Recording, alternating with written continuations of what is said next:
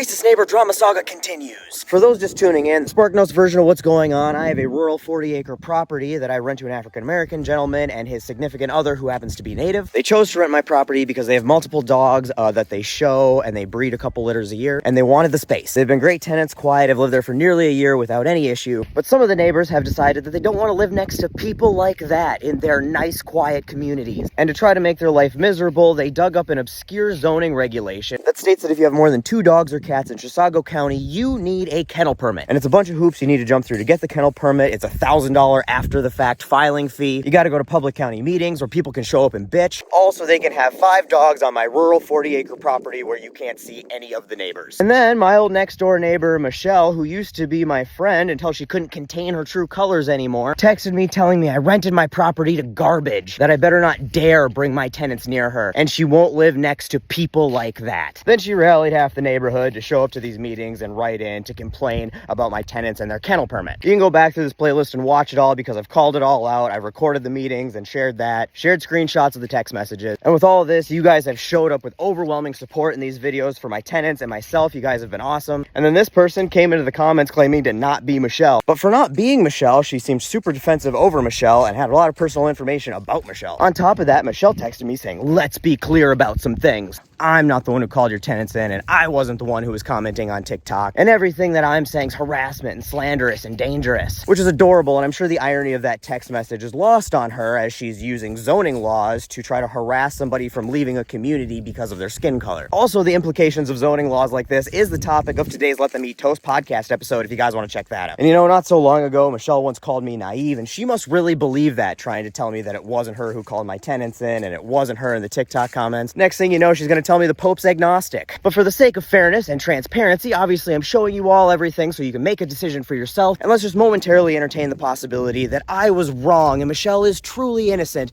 of these 2 accusations. And you're truly not not Michelle, Miss Cattails here in the comments. I don't fucking care. It doesn't change a goddamn thing. Because I know our Miss Not Michelle person in the comments didn't steal Michelle's phone and text me directly a bunch of racist, hateful shit about my tenants that had absolutely nothing to do with dogs. I know little Miss Not Michelle in the comments didn't hack into Michelle's next door account, rally the neighborhood around an issue on my property that's none of their goddamn business, and make sure that they were reminded about all the deadlines that they had to write in to complain and when the meetings were to show up and complain. Oh, and wasn't real Michelle's first next door post taken down for a community guidelines violation? I wonder why that was. And furthermore, I know Miss Not Michelle in the comments isn't fucking Tom Cruise, so I'm pretty confident in saying she probably didn't print out a Michelle mask and drop into the county meeting on a rope like it's fucking Mission Impossible, all to feign concern about the worry for her safety from the 12-inch tall dogs she admits have never been on her property. So let's be clear about a few things. Whether it's Michelle personally who picked up the phone and called the county and is the one tapping away in the comments on my videos, or it really is a co-conspirator of yours who you found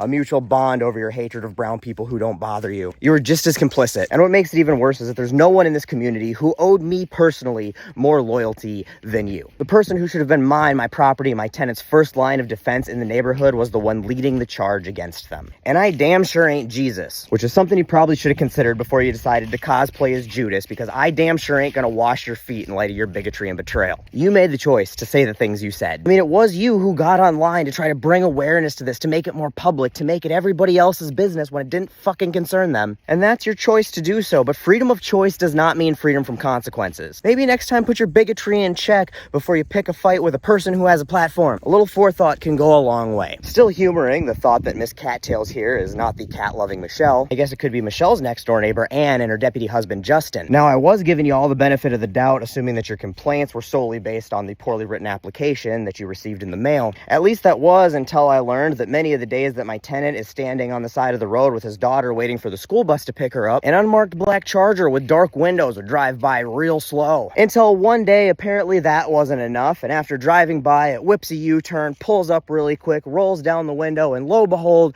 Justin has some questions. Specifically, everything good? And then asks the guy who's standing on the side of the road with a child at 7 in the morning at the spot where the school bus stops what he was doing. Is that standard profiling? I mean, protocol? Sorry. Let me close this out out with a blanket statement to Michelle, not Michelle, and all the other neighbors who think that it's somehow their fucking business what happens on my property. It's absolutely not. And I will continue to put public light and pressure on anyone and everyone in the community who tries to make it their business or harasses or inconveniences my tenants, myself, or my property in any way. So hold yourselves and your neighbors accountable, because I don't want to have to fucking do it. I know it may surprise you, but I don't fucking relish this. I actually have a life and hobbies and shit that don't include minding everybody else's fucking business and causing a ruckus in the neighborhood, so stop making me have to fucking do it. Let's be very fucking clear. I don't give a shit how any of you feel about the permit application. That's between my tenants, the county, and myself. I don't give a shit how you feel about dogs or breeds of dogs. We've already had decibel readings tested around the property, and we know all of you complaining about hearing dogs from my property are fucking liars. Can't hear them right in the front yard, let alone any of the properties that are well over 1,000 feet away. So if you want to complain about dogs barking or more likely coyotes howling in the middle of the night, complain about somebody else to somebody else. Also, my property is tilled agriculture, so whether you see a posted no trespassing sign or not, stepping foot on it without explicit permission for myself or my tenants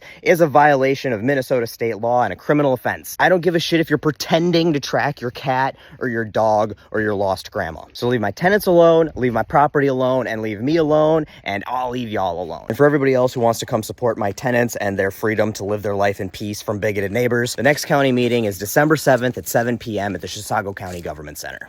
Love y'all.